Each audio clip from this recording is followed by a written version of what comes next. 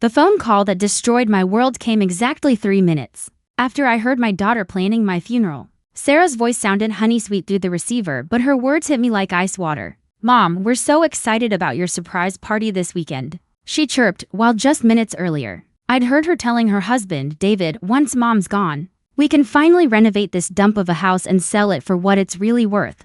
Quick question, where are you watching from? Drop your city in the comments and subscribe. Ready for an amazing story? Let's begin. 3 years ago, I lost my hearing in a car accident that should have killed me. The doctor said it was permanent nerve damage so severe that even hearing aids couldn't help. I learned to read lips, communicate through writing, and navigate a silent world that felt like living underwater. Then 2 weeks ago, Dr. Harrison called with what he termed a medical miracle. An experimental procedure had worked beyond anyone's expectations. My hearing had returned completely. Crystal clear, as if someone had suddenly turned the volume of life back up to full blast.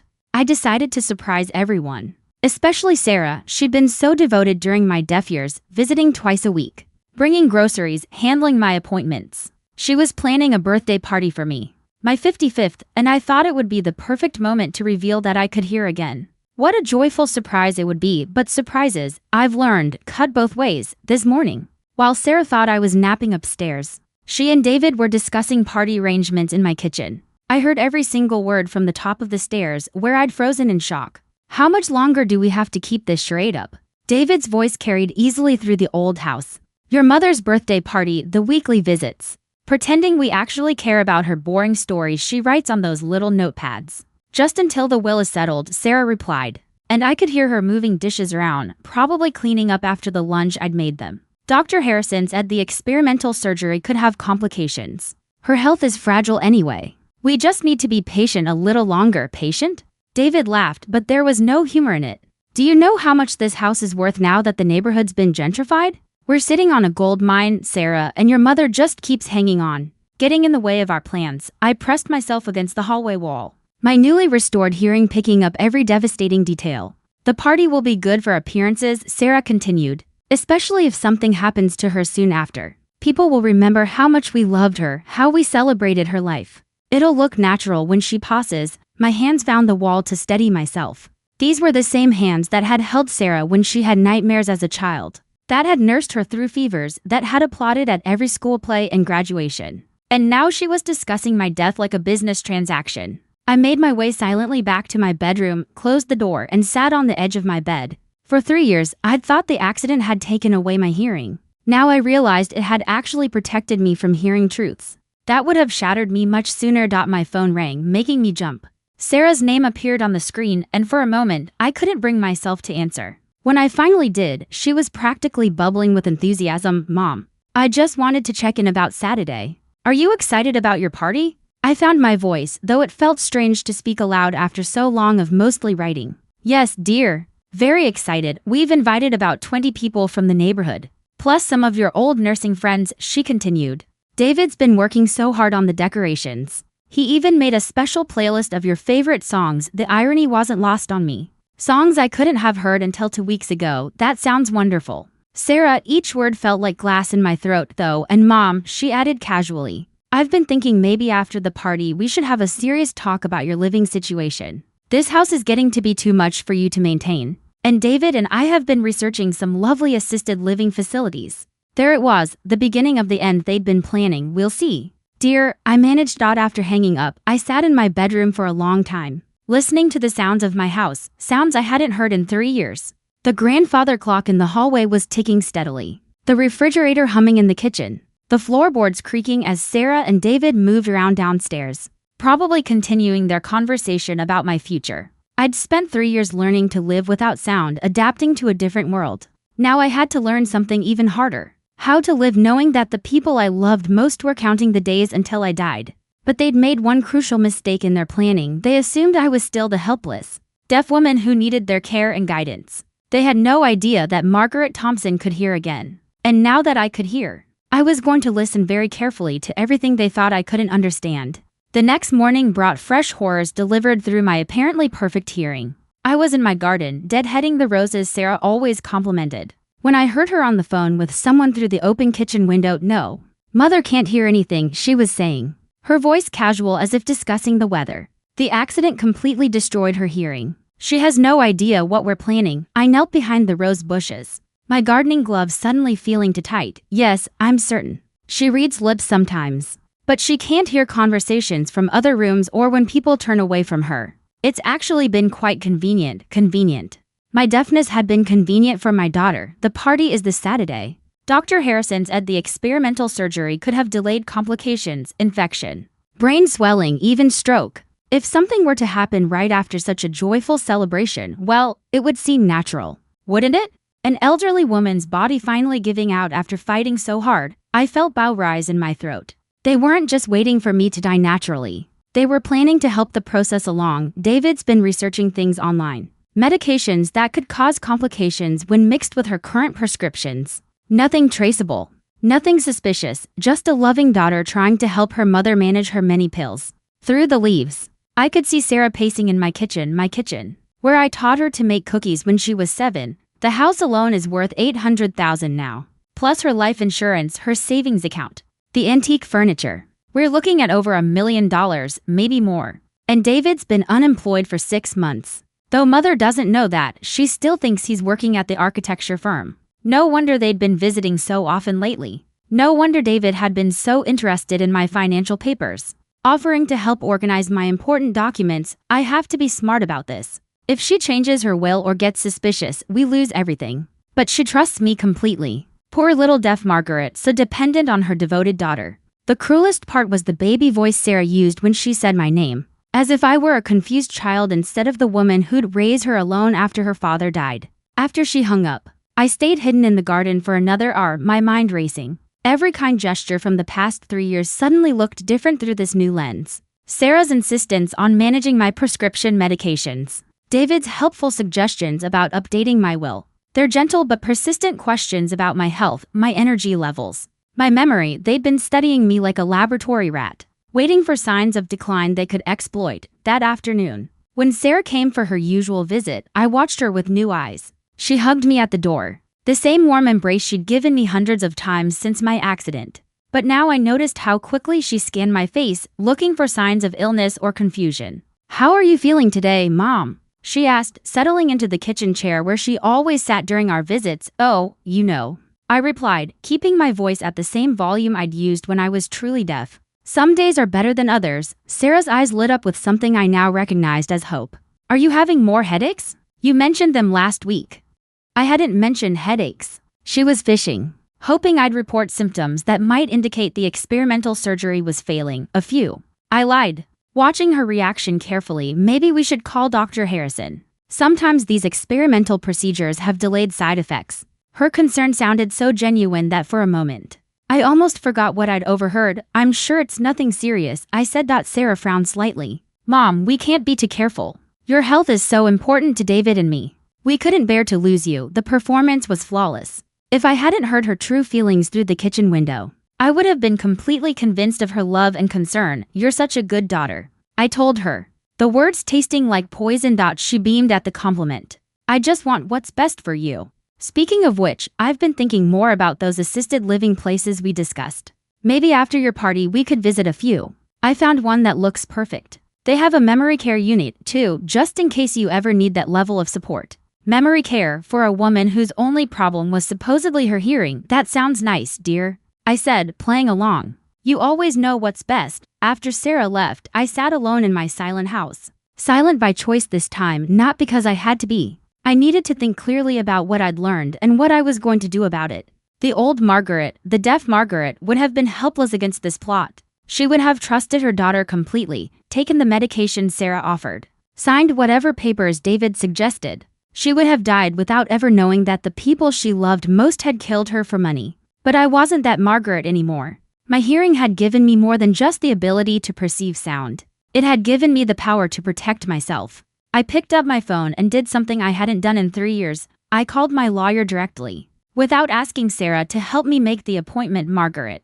Henry Walsh's voice was warm and familiar. "I heard about your experimental surgery. How wonderful that it worked. Henry, I need to see you tomorrow, privately, and I need you to keep this meeting completely confidential." There was a pause. "Is everything all right?" "No," I said, surprised by the steadiness in my own voice. "Everything is very wrong. but I have a plan to make it right. The meeting with Henry Walsh opened my eyes to just how thoroughly Sarah and David had been planning my demise. Sitting in his office the next morning, I felt like I was learning about a stranger's life. My own. Margaret, I have to tell you something troubling, Henry said after I'd explained what I overheard. Sarah came to see me 3 weeks ago. She was asking very specific questions about your will, about the process when you pass away, about how quickly assets could be transferred. My stomach clenched. What kind of questions? She wanted to know about probate timelines, whether there were ways to expedite the process. She seemed particularly interested in ensuring that David would have immediate access to your checking accounts for expenses related to your funeral arrangements. Henry's expression was grim. At the time, I thought she was just being prepared, maybe worried about your health after the surgery, but now you think differently. Combined with what you've told me. Yes, Margaret, he hesitated. She also asked me about challenging a will if someone dies under suspicious circumstances. She wanted to know if the will would still be valid if there were questions about your mental state. At the time of death, the room felt suddenly cold. My mental state? She mentioned concerns about your memory, your decision-making ability. She suggested that the hearing loss might have caused some cognitive decline. Henry leaned forward.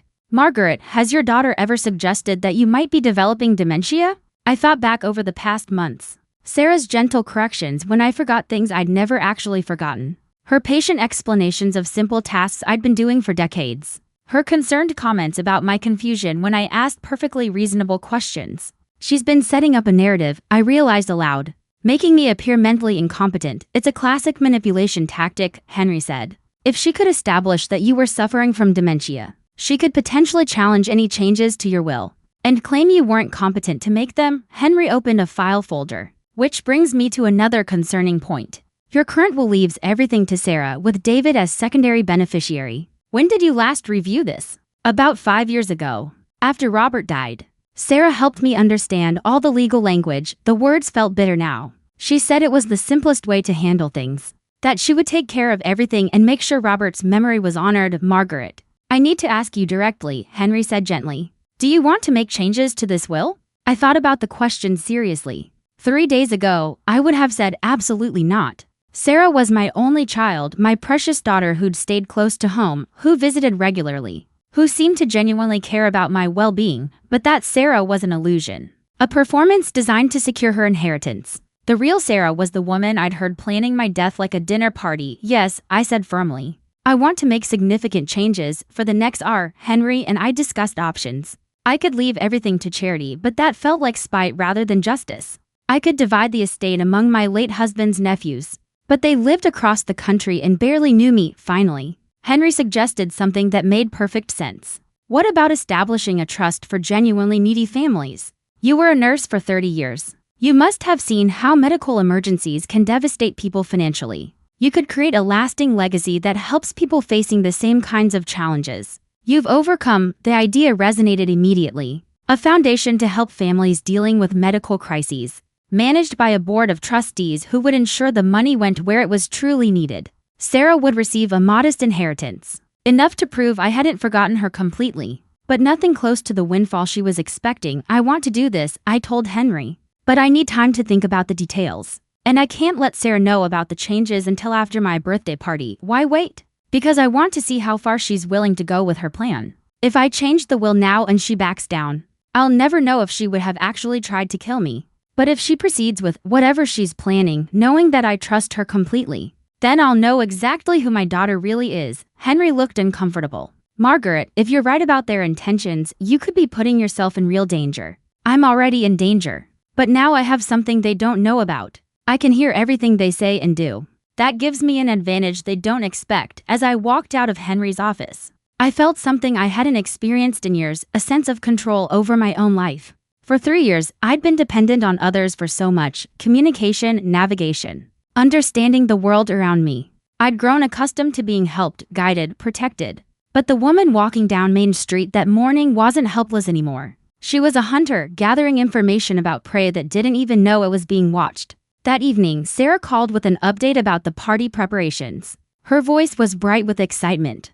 But I heard something else underneath, a tightness that suggested nervousness. Mom, I just wanted to confirm your medication schedule for Saturday. I know the party might be overwhelming, so I've organized all your pills in a special container.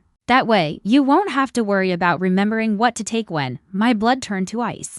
That's very thoughtful. Dear, I've been reading about how excitement and stress can affect people who've had experimental surgeries. Sometimes the brain gets overstimulated and there can be complications. I just want to make sure you're taking everything you need to stay healthy. Everything you need to stay healthy. Or everything you need to die quietly and quickly. You always take such good care of me, I said. That's what daughters are for. Oh, and Mom. David suggested we set up a little station in the kitchen where you can rest if the party gets to be too much. Somewhere quiet where you can take your medication privately. Privately, away from the other guests. Away from witnesses. After hanging up, I stood in my kitchen looking out at the garden where I'd overheard Sarah's phone conversation. The roses were blooming beautifully, their petals bright red in the evening light. By this time next week, Sarah expected those roses to be decorating my grave. But Sarah had made one critical error in her planning. She'd assumed that the deaf woman was also a helpless woman. Tomorrow, I would show her how wrong she'd been about both things. The morning of my birthday party dawned gray and drizzling, which felt appropriate given what I expected the day to bring. I stood at my bedroom window watching Sarah and David arrive early to help with final preparations. From my vantage point upstairs, I could see David unloading boxes from their car while Sarah hurried toward my front door, her face animated with what anyone else would read as loving concern. I knew better now. I made my way downstairs, continuing the performance of being a grateful mother, whose devoted daughter was throwing her a wonderful celebration. Sarah embraced me at the door, and I noticed she was carrying a small insulated bag. I brought all your medications, Mom, she said, holding up the bag. I've organized everything by time of day. Dr. Harrison's nurse helped me make sure I had all the dosages right. Another lie. Another addition to the growing pile. I'd called his office just yesterday. No one from Sarah's family had reached out about my medications. You think of everything I told her. David walked out of the kitchen. And once again I felt that strange jolt, how normal everything looked on the surface. He smiled warmly, wished me a happy birthday, and excitedly launched into descriptions of the decorations he'd been setting up since dawn. We've got balloons, a beautiful banner, and I found a bakery that makes cakes for people with special dietary needs. He said, I told them about your hearing situation and how you might need foods that are easy to digest, foods that were easy to digest, more preparation. For a woman they expected to be seriously ill very soon. That's so thoughtful, I replied. You two have been such a blessing to me these past few years. Sarah beamed at the compliment, though I caught something else flicker across her expression. Relief, maybe relief that I was still playing my assigned role. As the morning moved on, I watched them with new eyes. Every action looked different now that I knew the truth. Sarah's careful arrangement of my medications on the counter.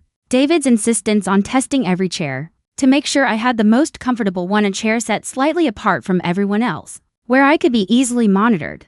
Their repeated reminders that I could rest upstairs if I felt tired. By noon, guests started arriving. Old colleagues from the hospital, neighbors I'd known for decades. A handful of distant relatives who still sent Christmas cards. As I greeted each one, a strange numbness settled over me. They were celebrating my birthday, while my own daughter was planning my death. Margaret, you look wonderful, exclaimed Jana Mills, my former supervisor from the cardiac unit. That experimental surgery was clearly a success. Are you feeling well? Some days are better than others, I said, echoing the same line I'd used with Sarah earlier that week. But I'm grateful for every moment. Sarah appeared at my elbow immediately. Mom tends to get tired easily now, she explained to Jana. The surgery was successful, but recovery has been challenging. Jana, who'd known me for 15 years as a strong, capable nurse, frowned. Really? She seems quite energetic to me. She's good at hiding it, Sarah said with a sad little smile. But Dr. Harrison warned us patients sometimes push themselves too hard after experimental procedures. We have to watch her carefully. I watched Jeanette's expression shift from confusion to concern. Sarah was managing the narrative in real time, shaping the story so everyone at my birthday party saw me as a fragile woman in rapid decline, cared for by her devoted daughter. Throughout the afternoon, Sarah kept trying to get me to take pills from her neatly organized collection. Each time, I stalled, asking for food first or claiming I needed a drink,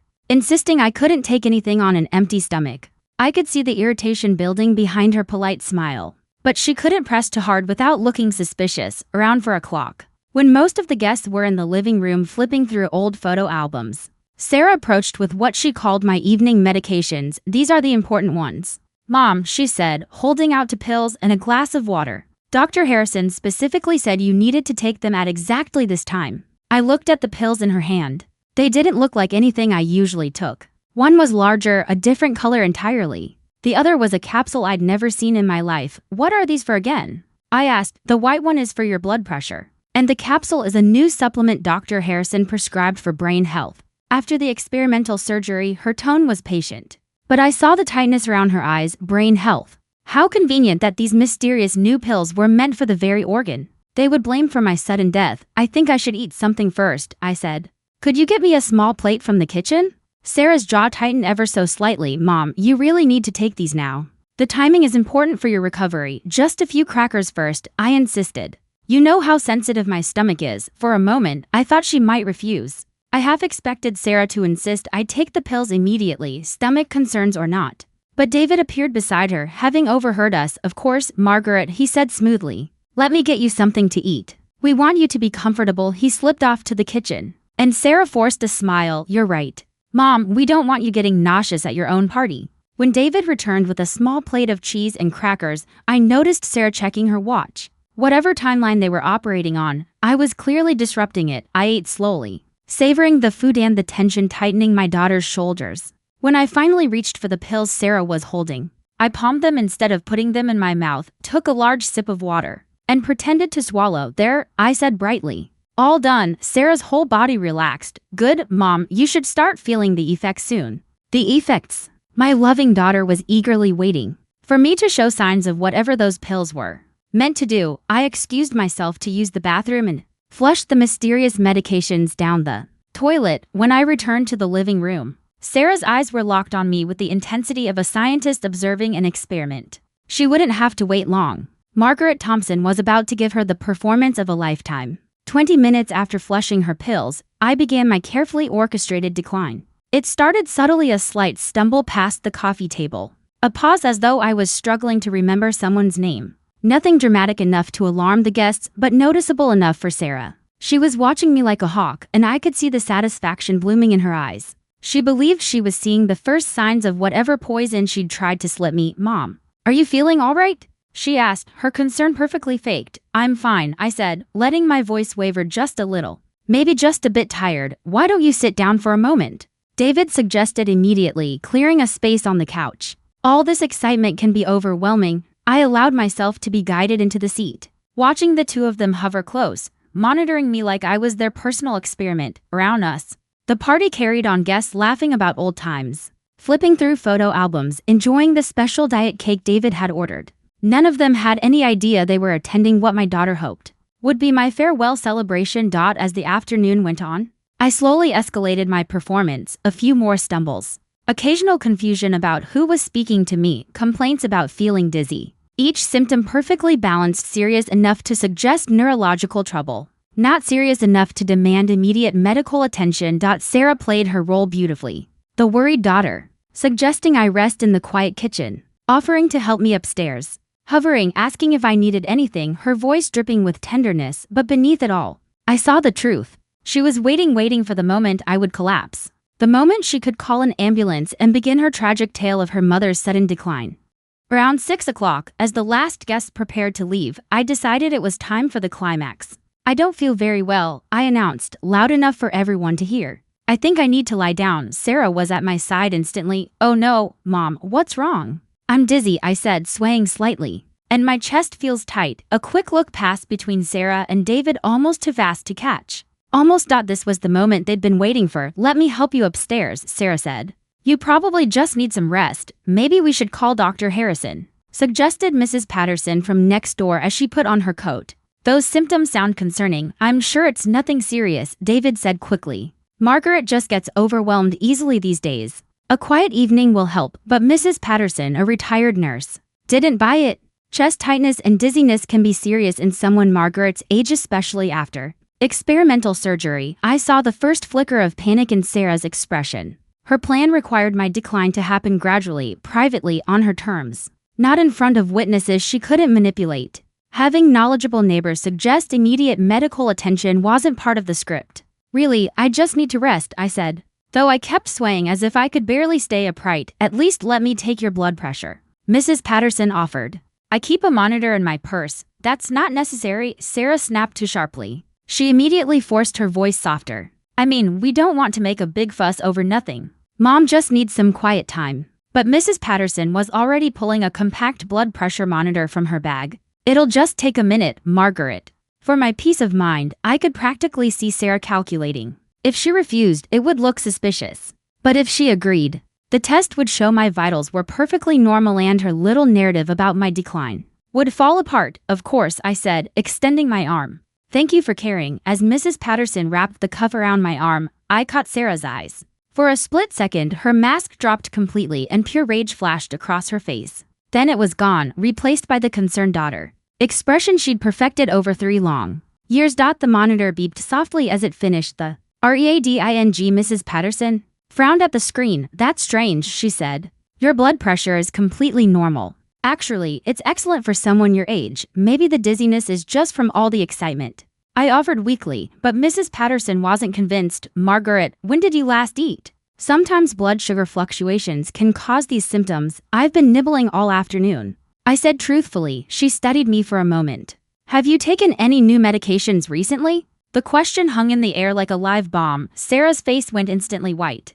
Just her usual prescriptions, she said quickly. Nothing new, actually, I said slowly. Sarah gave me some different pills this afternoon. She said Dr. Harrison prescribed them for brain health. Double quotes. Mrs. Patterson turned to Sarah, suddenly very interested. What medications were those? Just supplements, Sarah stammered. Nothing prescription. What kind of supplements? Some herbal remedies can interact with blood pressure medications and cause exactly the symptoms Margaret is experiencing. I watched Sarah struggle. She couldn't describe pills that didn't exist. And she couldn't admit she'd lied about Dr. Harrison prescribing them. I don't remember the exact names, Sarah said finally. I threw away the bottles after giving her the doses. Mrs. Patterson's frown deepened. You threw away supplement bottles without keeping the labels? That's not safe practice, especially with Margaret's medical history. Now the remaining guests were watching, sensing something was badly wrong. Sarah was trapped between her own lies and a retired nurse who knew exactly which questions to ask. That's when I decided it was time to stop pretending and start the real show. You know what? I said, straightening up and dropping the dizzy act entirely. I'm feeling much better now. Must have just been all the excitement. The transformation was so complete that everyone in the room froze. Mrs. Patterson stared at me in confusion. Sarah's face shifted from white to a sickly gray. That's wonderful, Mom, Sarah managed to say. I'm so glad you're feeling better, actually, I said, my voice strong and clear. I have something important to tell everyone before you leave. I looked directly at Sarah, whose eyes had gone wide with unmistakable fear. I can hear again, I announced. Perfectly. I've been able to hear everything for the past 2 weeks. The silence that followed was absolute, the kind you could slice through. You could have heard a pin drop in my living room, which felt poetic considering the bombshell I'd just dropped. Sarah's face cycled through confusion, disbelief, and finally sheer terror. What do you mean you can hear? She whispered. I mean exactly what I said, dear daughter, I replied, savoring the moment. And I'll admit it's been enlightening. I let my eyes lock onto hers. Dr. Harrison called 2 weeks ago to tell me the experimental surgery worked beyond all expectations. My hearing returned completely. Mrs. Patterson was staring between us like she was watching a tennis match. Margaret, that's wonderful news. But why didn't you tell anyone? Oh, but I did tell someone, I said, looking directly at Sarah. I told my lawyer yesterday along with some very interesting recordings I've made over the past few days. Sarah's legs seemed to give out. She dropped into the nearest chair, her face completely drained of color. David, who'd been frozen in the kitchen doorway, suddenly sprang into action. I think there's been some kind of misunderstanding, he said quickly, moving toward the front door. Sarah, we should probably go home and let your mother rest. Sit down, David, I said firmly. We're not finished talking, actually, we really do need to leave, he insisted. But his voice cracked. Mrs. Patterson looked increasingly confused. What recordings, Margaret?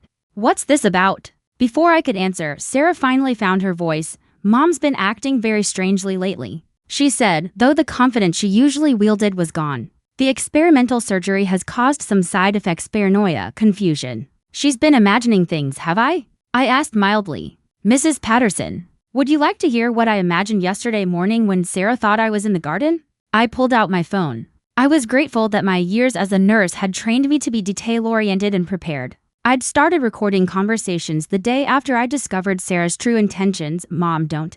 Sarah pleaded, panic sharp in her voice. You're going to embarrass yourself. Oh. I think the embarrassment is going to be all yours. Sweetheart, I pressed play. Sarah's voice filled the room. Clear and unmistakable, the house alone is worth $800,000 now. Plus her life insurance, her savings account. The antique furniture. We're looking at over $1 million, maybe more. Mrs. Patterson's hand flew to her mouth. The few guests remaining moved closer, stunned. The recording continued, Sarah casually discussing medications that could cause complications. How to make my death look natural. How convenient it would be coming right after a joyful celebration when the recording ended. The silence was heavier than before. Mrs. Patterson stared at Sarah like she didn't recognize her. Sarah, she asked slowly, what is this? What were you planning to do to your mother? Sarah tried one last desperate attempt. That's not me on the recording. Mom's confused, maybe having some kind of breakdown. She's been paranoid about everyone lately. But her voice shook so much she didn't even convince herself. Really?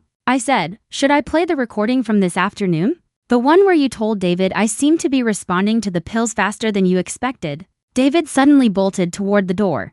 But Mrs. Patterson, despite being in her 70s, moved surprisingly fast and blocked his path. I don't think anyone should be leaving until we sort this out, she said firmly. Margaret, I think we need to call the police. Already done, I said, holding up my phone. I called them right before I made my announcement. They should be here any minute. As if on cue, sirens wailed in the distance. Sarah let out a sound that was half sob, half scream. You don't understand, she said desperately. We weren't really going to hurt you. It was just talk, just venting. People say things when they're frustrated. Frustrated about what, dear? I asked, my inconvenient continued existence? The sirens grew louder. Through the window, red and blue lights flashed as they pulled onto my street. Mom, please. Sarah begged Dan for a moment. She sounded like the little girl who used to crawl into my bed during thunderstorms. We can work this out. I'm your daughter. I love you. No, I said quietly. You love my money. There's a difference.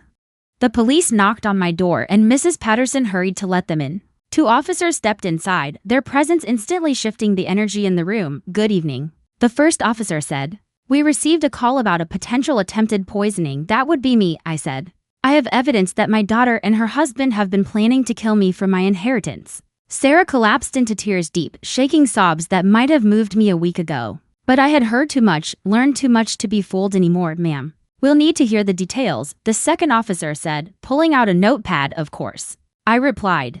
But first, you might want to test these. I reached into my pocket and took out the small plastic bag holding the pills Sarah had tried to give me earlier. I palmed these instead of taking them. I'd be very curious to know what's in them. David, who had been silent since the police arrived, suddenly exploded. This is insane. Margaret is having some kind of psychotic episode. Those are just over-the-counter supplements, then. You won't mind if we test them, the first officer said calmly. That's when David made his second attempt to bolt, pushing past Mrs. Patterson and rushing toward the back door. This time, he actually made it outside, but not far. A moment later, I heard shouting from my backyard. Then nothing. Well, I said to the room in general. I suppose that answers the question about David's guilt. The next few hours blurred together: police interviews, evidence collection, endless phone calls. Sarah was read her rights and taken away in handcuffs, still crying and insisting she was innocent. David was dragged back from my neighbor's yard, where he had apparently tried and failed to climb their fence. When the last police car finally pulled away, Mrs. Patterson and I stood in my doorway, staring out at the quiet street. Margaret, she said softly, I have to ask, how long have you known? Known what? I asked. That my daughter was planning to kill me. Only a few days, I said. Then I paused. Known that she didn't really love me, I sighed. I think some part of me has known that for years. Mrs. Patterson didn't say anything for a while. Then she asked, what will you do now? I looked back into my house. It felt different. Not exactly violated, but changed. The decorations from Sarah's birthday party were still up, balloons, banners. The expensive cake she'd bought because she thought I'd be too sick to eat anything else, I think. I said slowly, I'm going to live. Really live. For the first time in years, 3 days after Sarah's arrest, I was sitting in Detective Morrison's office, learning just how deep Sarah and David's plan had gone. The manila folder on his desk was thick phone records, internet searches, financial documents. All of it painting a picture of desperation and cold, calculated murder. Mrs. Thompson, Detective Morrison said, opening the folder, I have to tell you, this case has been an education for all of us. The level of premeditation here is remarkable. Remarkable, I repeated dryly. That's one word for it.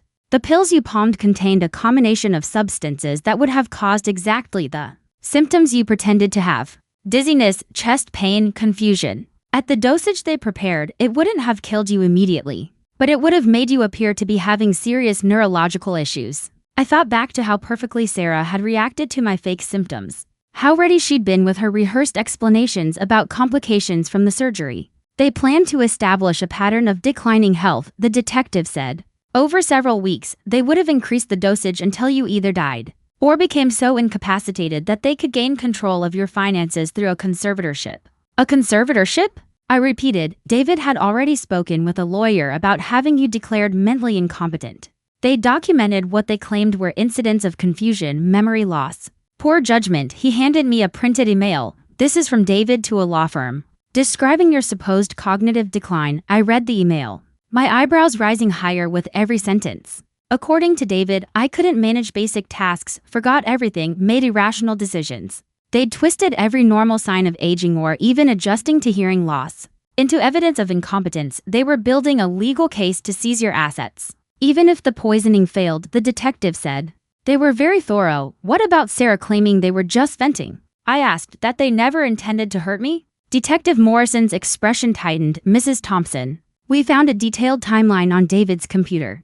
Dates, dosages, expected progression of symptoms. They planned this for months. He hesitated, and I asked. There are searches on their computer for funeral homes, cremation costs, even sympathy card templates. A cold shiver ran through me. They were planning for your death, not your recovery. Sarah hadn't just been trying to take my money. She'd been preparing to erase me. There's more, Detective Morrison said. We've traced some unusual financial activity, large cash withdrawals from your accounts over the past 6 months, Detective Morrison said. Did you authorize Sarah to access your banking? She helped me set up online banking after my hearing loss, I said slowly. She told me it would be easier than trying to communicate with tellers. She's been slowly draining your savings, he explained. Small amounts, nothing large enough to trigger bank alerts, but it adds up to about $40,000. $40,000. Money I'd saved for emergencies, for medical care, for the possibility that I might need expensive treatments as I got older. And Sarah had spent my security on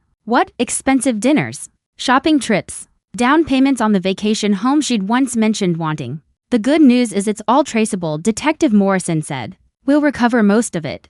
But Mrs. Thompson, I have to ask, did you notice any signs that your daughter might be capable of something like this? I thought about it carefully. Had there been signs? Or had I been so grateful for Sarah's attention after Robert died that I'd ignored every red flag? She always seemed more interested in my finances than my health, I admitted. After Robert's funeral, one of the first things she asked was whether I'd need help managing money. She seemed very concerned about the life insurance payout. What about her husband? How long have they been married? About 2 years. David was very charming when I first met him, attentive, polite. But I noticed he never seemed to have money. Sarah always paid for dinners, vacations, even his car repairs. Detective Morrison scribbled notes. We're looking into David's background. Preliminary findings suggest this isn't his first time being involved in financial crimes. Targeting elderly people. My blood ran cold. What do you mean? He was previously married to a woman whose elderly mother died under suspicious circumstances. No charges were filed. There wasn't enough evidence, but the pattern is troubling. So Sarah hadn't just married a man willing to help her kill me for money. She'd married a man with experience in exactly this kind of crime. Double quotes Mrs. Thompson. We need to discuss your safety while the case proceeds. Is there somewhere you can stay? Family or friends? I almost laughed. Detective, the only family I had was apparently planning to murder me. And most of my friends are my age. I can't put them in danger. We can increase patrols around your neighborhood, he said. But given David's history, we're concerned there may be other people involved. Other people? The idea hadn't occurred to me, but it made sense.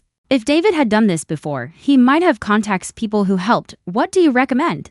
I asked, honestly. A hotel for a few weeks. Somewhere your daughter wouldn't think to look. Register under a different name. Pay with cash. Let us handle the investigation while you stay safe. An hour later, I left the police station holding a list of recommended safe accommodations. And I realized that Sarah and David had, in one way, succeeded. They'd completely disrupted my life. Even with them behind bars, I was still being driven from my home, still living in fear. But there was one thing they hadn't planned for. They assumed I was helpless, that I'd accept whatever happened to me. Margaret Thompson, however, was proving to be far more resilient than anyone, including myself, had ever expected.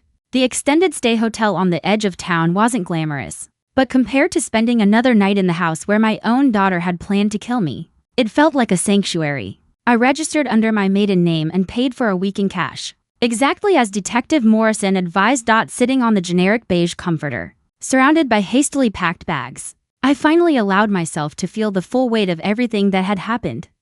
For 3 years, I thought losing my hearing was the worst thing in my life. Now I knew it had actually saved me. My phone suddenly rang, startling me. The caller ID showed my lawyer's number. Henry, I answered. Any news? Margaret, I've been reviewing your financial records with the investigators, he said. The situation is worse than we initially thought. I closed my eyes. How much worse? Sarah has had access to your accounts much longer than 6 months. We're seeing unauthorized withdrawals going back to almost when your hearing loss began. Small amounts at first, then gradually increasing. She's taken nearly $90,000 over 3 years. Henry said, $90,000, almost a third of my total savings gone, but here's what's really troubling. He continued. Some of the withdrawals line up exactly with the dates when you told me you were feeling generous and wanted to help Sarah with various expenses. What do you mean? Do you remember last Christmas when you said you'd given Sarah money for new furniture? According to your bank records, she withdrew that money without your knowledge, then convinced you to give her additional money for the same purchase. The room tilted. My stomach dropped. She'd been double-dipping, stealing money and then manipulating me into giving her more for the exact same things. Exactly, Henry said. Margaret, your daughter has been running a sophisticated financial scam on you for years. The murder plot appears to have been Plan B, what she turned to. Once the theft became too obvious to continue, I thought back over the last 3 years. Every time Sarah mentioned needing money, the new refrigerator, David's transmission repairs, the vacation she said she needed to recover from work stress, every time I'd written a check because I wanted to help. And now I was learning she'd also been stealing money for those same expenses. Henry, is there any way to prove this? To show she manipulated me into believing I was giving gifts when she was actually stealing? That's the brilliant part of her scheme, Henry said grimly. You did write those checks willingly. You did authorize those gifts. The fact that she was also stealing money for the same purposes doesn't make the gifts themselves illegal, so she gets to keep the money I gave her voluntarily, even though she got it through lies? It's complicated. We might be able to make a fraud case based on misrepresentation, but it would be difficult. The theft charges are solid, those funds we can recover. But the gifts? His voice trailed off. After I hung up, I sat alone in the bland hotel room, trying to absorb the full weight of Sarah's betrayal. It wasn't just the murder plot. It wasn't just the theft. It was the manipulation, the way she'd used my love for her as a weapon against me. My phone buzzed with a text from an unknown number. Your daughter wants to see you. She says she can explain everything. I froze. Only 2 people had this number, Henry and Detective Morrison. Another message arrived. She's very sorry. She just wants a chance to make things right. I reached for my phone to call Detective Morrison, but a third message lit up the screen, this time. A photo. My house. Taken from across the street. Recent. The police tape still hung across the front door. Under it, we know where you live. Better to talk this out. My hands shook as I dialed Detective Morrison. Detective, I'm getting threatening messages. Someone knows where I am. Read them to me exactly, he said. I did, my voice trembling. Mrs. Thompson, he said immediately. Pack your things right now.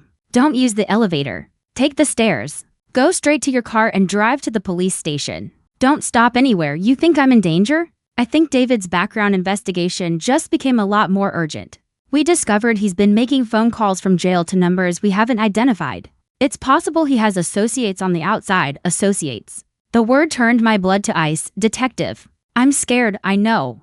But Margaret, you did the right thing by recording those conversations and calling us. You saved your own life. Now let us save it again. As I shoved my belongings back into my suitcase, my thoughts drifted to the woman I'd been 3 days ago. She would have been terrified, paralyzed. She would have let fear swallow her whole. But the woman in that hotel room now? She was angry. Angry that her own daughter had tried to kill her. Angry that strangers thought they could chase her from place to place, like she was nothing but an obstacle between them and money. Margaret Thompson had spent 70 years being polite, accommodating, grateful for any scrap of attention, but that Margaret was gone, replaced by a woman who had heard too much truth to ever go back to comfortable lies. And this new Margaret wasn't going to run anymore. Instead of driving to the police station the way Detective Morrison told me to, I made a decision that probably wasn't smart, but felt absolutely necessary. I drove straight to the county jail where Sarah was being held and requested a visitor meeting. If someone was threatening me on her behalf,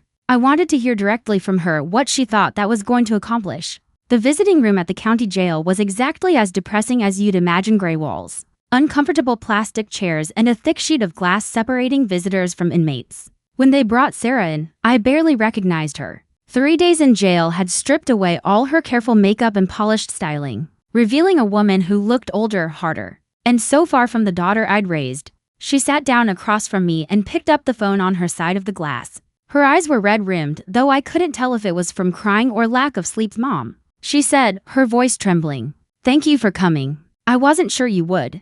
I'm here because someone has been sending me threatening messages claiming to represent you," I said without any hesitation. "I want to know what you've told David to do." Sarah's face went completely blank with confusion. "What messages? I haven't told anyone to contact you, really? Then how do you explain texts threatening me if I don't agree to meet with you?" "Mom, I don't know what you're talking about. I haven't spoken to David since we were arrested. They won't let us communicate." I studied her face through the glass, searching for any hint of deception. But Sarah looked genuinely bewildered by my accusation. "Sarah, I need you to listen very carefully. Someone photographed my house and sent me threatening messages. If David has associates helping him, you need to tell me now." "Associates?" Sarah's voice rose. "What associates? Mom, David isn't some criminal mastermind. He's just..." She paused, choosing her words carefully. "He's just what?" "He's just weak," she finally said. "And greedy. And completely selfish. But he's not connected to dangerous people." For the first time since my arrest, Sarah actually sounded like she was telling the truth. "Then who's threatening me?" "I don't know. But Mom, you have to believe me, I never wanted you to get hurt. The plan was never to actually kill you." I leaned forward, pressing closer to the glass. "Sarah, I heard you planning my funeral. I have recordings of you discussing how to make my death look natural." "We were just talking," she said desperately. "Just working through frustrations. David has these gambling debts, and we were so stressed about money, and it was just fantasy." "Just venting gambling debts?" Sarah's eyes widened like she'd revealed something she hadn't meant to. Yes. David owes money to some people. Serious money." And suddenly, all the pieces began clicking into place. "How much money, Sarah?" "A lot, more than we could ever pay back with our regular income." "How much?" $200,000, she whispered. $200,000. Suddenly, the threatening messages made perfect sense. David's associates weren't helping him threaten me out of loyalty. They were trying to make sure their money got paid. "Sarah, who does David owe money to?" "I don't know their names. He just called them investors." "But Mom, they're not nice people. When David couldn't make payments, they started threatening both of us. So killing me for my inheritance was actually about paying off David's gambling debts." Sarah nodded miserably. "We were desperate. They said if David didn't pay, they would hurt both of us. When David suggested the plan about your inheritance, it seemed like the only way out." I sat back in my chair, finally seeing the full picture. My daughter hadn't planned my murder out of simple greed. She'd done it out of terror for her own life. "Sarah, when were you supposed to pay these people?" "This week," she said quietly. "The deadline was this Friday. Today was Wednesday. And today's when David's creditors expected their money and didn't receive it. Their anger would fall on everyone involved in the failed plan, including me. Who else knows about my inheritance? Who else knows how much money I have?" David told them about the house value, the life insurance. He said he needed to give them details to convince them to wait for payment. So dangerous criminals now knew exactly how much I was worth, and exactly why their money wasn't coming. "Sarah, I need names. I need to know who these people are so I can protect myself." "I can't," she said, genuine fear creeping into her voice. "If they find out I gave their names to the police, they'll kill me. And if I can't protect myself from them, they might kill me anyway." We stared at each other through the glass, mother and daughter, both trapped by David's greed and his terrible choices. For a moment, I almost felt sorry for Sarah. She was weak and she had made terrible decisions. But she was also a victim of David's manipulation. "Almost, Sarah," I said finally. "You made a choice to marry a man with gambling debts. You made a choice to plan my murder instead of asking me for help with money. You made a choice to steal from me for 3 years. I'm sorry you're scared, but this is the situation your choices created." "Mom, please," she begged. "If you help me, if you pay David's debts, we can all just walk away from this. Pay his debts with my money so you don't face consequences for trying to kill me for my money." I almost laughed at the audacity. "Sarah, even if I wanted to help you, I wouldn't negotiate with criminals who are threatening my life." "Then what are you going to do?" I stood up from my chair. "I'm going to survive this just like I survived your murder plot." As I walked away from the visiting room, I could hear Sarah calling after me through the glass. But I didn't turn around. She'd made her choices. And now I had to make mine. The first choice was simple. I was done running. By the time I walked out of the county jail, I'd made a decision that would have shocked the old Margaret Thompson. Instead of running to the police for protection, I was going to solve this problem myself, but not in the way Sarah and David would expect. I drove straight to the bank and requested a meeting with the manager. Within an hour, I'd arranged for a cashier's check for exactly $200,000, the amount David owed his investors. But this wasn't going to be a simple payment to save my skin. This was going to be a trap. I called Detective Morrison from the bank parking lot. Mrs. Thompson, where are you? You were supposed to come directly to the station. I went to see Sarah first. Detective, we have a bigger problem than we realized. David owes gambling debts to dangerous people, and they expect payment by Friday. I explained what I'd learned from Sarah, watching Detective Morrison's expression grow more serious with every detail. So the murder plot was about paying off criminals, he said. That changes things significantly. It also gives us an opportunity, I replied. They want money. I have money. What if we give them exactly what they want? Mrs. Thompson, we can't use you as bait. It's too dangerous, detective. I'm a 70-year-old woman whose daughter tried to poison her for inheritance money. I think I've earned the right to decide what risks I'm willing to take for the next 2 hours. We developed a plan that was either brilliant or completely insane. I would contact David's creditors and offer to pay his debts in exchange for being left alone. But the meeting would be heavily surveilled by police, and the money I brought would be marked bills they could track. The goal is to identify these criminals and gather evidence of their threats. Detective Morrison explained. Once we have that, we can arrest them for extortion and eliminate the threat to you permanently. And if they decide to just take the money and kill me anyway, that's why we'll have a dozen officers positioned around the meeting location. He paused. Mrs. Thompson, I have to ask one more time. Are you absolutely certain you want to do this? I thought about it seriously. The old Margaret would have been terrified, would have preferred to hide and hope the problem disappeared. But the new Margaret, the one who could hear every word people said about her, wasn't interested in hoping anymore. Detective, these people are threatening me because they think I'm a helpless old woman whose family can be manipulated into doing terrible things for money. I'd like to show them how wrong they are. The meeting was arranged for Thursday evening at a restaurant downtown, public enough to seem safe, but with enough private areas for police to position themselves strategically. I arrived 30 minutes early, wearing a wire and carrying a briefcase with the marked bills. At exactly 7 o'clock, 2 men approached my table. They looked like what central casting would order if they needed generic threatening criminals. Expensive suits that didn't quite hide the bulge of concealed weapons, gold jewelry that cost more than most people's cars, and the kind of confident swagger that comes from years of getting paid to intimidate people. Mrs. Thompson? The taller one asked as they sat down without waiting for an invitation. That's me. And you are? Call me Mr. Vincent. This is my associate, Mr. Clark. We understand you have something that belongs to us. I have money that David owes you. Whether it belongs to you depends on your perspective, I said. Vincent smiled, but there was no warmth in it. We like to think of debts as property, Mrs. Thompson. Your son-in-law took our property when he gambled with money he couldn't afford to lose. And now you think you can terrorize an elderly woman to collect it. We think we can use whatever methods work, Mr. Clark added. Your daughter and her husband had a plan to solve this problem. When their plan failed, the debt became your responsibility. Interesting logic, I said. But I'm here, which means I'm willing to discuss terms. Mr. Vincent leaned forward. Terms are simple. You pay David's debt plus interest. Call it $250,000 total. And we forget the Thompson family exists. And if I refuse? I asked, your house is very isolated. Your neighborhood is quiet. Accidents happen to elderly people all the time, especially ones living alone, he said casually. Exactly what Detective Morrison had hoped. They'd just delivered a clear verbal threat, captured perfectly on my wire. Well, I said, when you put it that way, how can I refuse? I opened my briefcase and displayed the cashier's check, $250,000 as requested.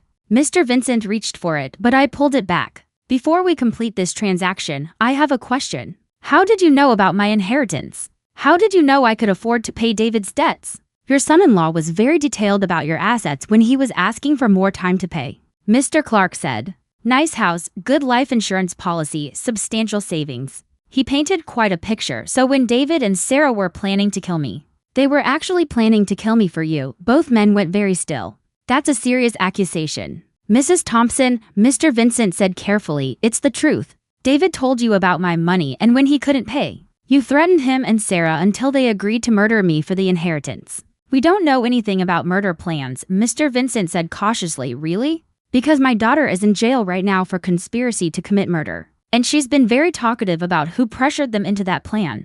The two men exchanged glances, calculating, trying to figure out how much trouble they were in. Mrs. Thompson, Mr. Vincent said slowly. Perhaps we should discuss a different arrangement. No need, I said brightly. I think our current arrangement is perfect. That's when Detective Morrison and 6 other officers emerged from their hiding spots.